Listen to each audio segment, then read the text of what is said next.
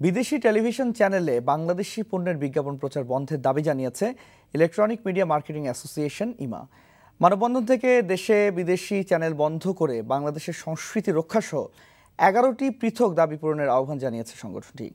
দাবি পূরণ না হলে কঠোর আন্দোলনে যাবে বলেও জানিয়েছেন সংগঠনটির প্রেসিডেন্ট রঞ্জন কুমার দত্ত। বিস্তারিত চয়ন রহমানের রিপোর্টে।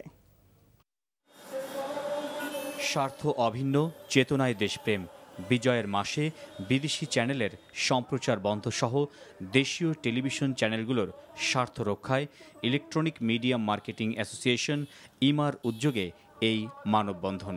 ব্যতিক্রমী প্রতীকী এই আয়োজনে শামিল মিডিয়া অঙ্গনের শিল্পী, কলাকুশলী, নাট্যকার, পরিচালক, প্রযোজক সহ সংশ্লিষ্ট সংগঠনের প্রতিনিধি ও বিশিষ্টজনরা।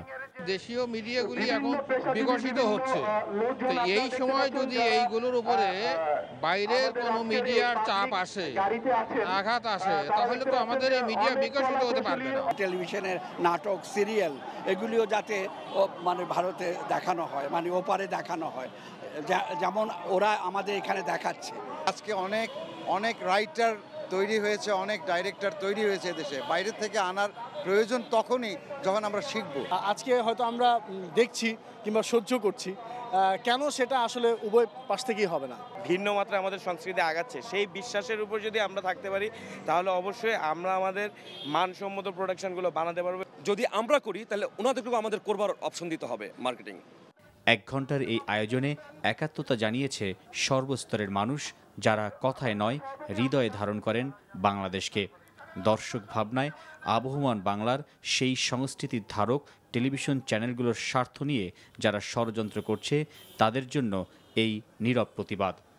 এর ব্যাপ্তি ছড়িয়ে পড়ে রাজধানীর গোটা কাউরান বাজার এলাকায়।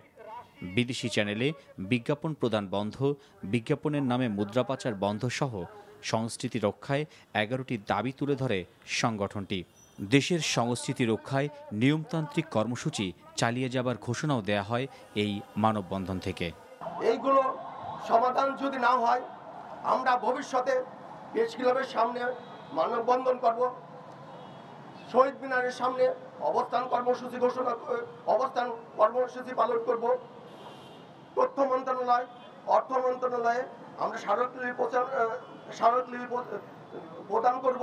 এই বিদেশি চ্যানেলের বিজ্ঞাপন প্রদানের যে অনুমতি দেওয়া হয়েছে সেটা বন্ধ করা, এটা যদি এই মাসের মধ্যে যদি বন্ধ না হয়, আমরা আগামীতে ইনশাআল্লাহ এর চাইতে আরো বড় কর্মসূচি গ্রহণ করব। সেই সাথে বিদেশি টেলিভিশন চ্যানেলে বাংলাদেশি পণ্যের বিজ্ঞাপন প্রচার বন্ধ সহ বাংলাদেশের মিডিয়া শিল্পকে রক্ষা করতে দ্রুত কার্যকরী নীতিমালা প্রণয়নের দাবি জানিয়েছে ইলেকট্রনিক মিডিয়া মার্কেটিং অ্যাসোসিয়েশন ইমা।